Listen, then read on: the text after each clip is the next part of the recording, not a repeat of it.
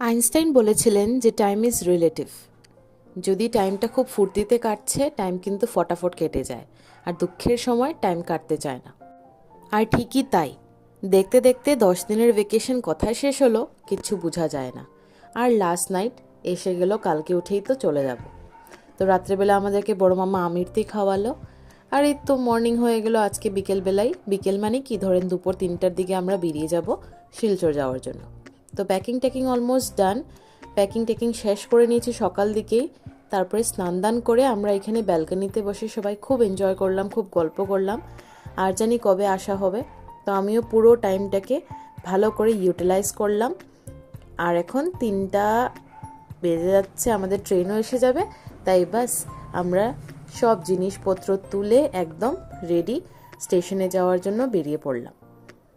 ব্লগটা দেখতে থাকুন।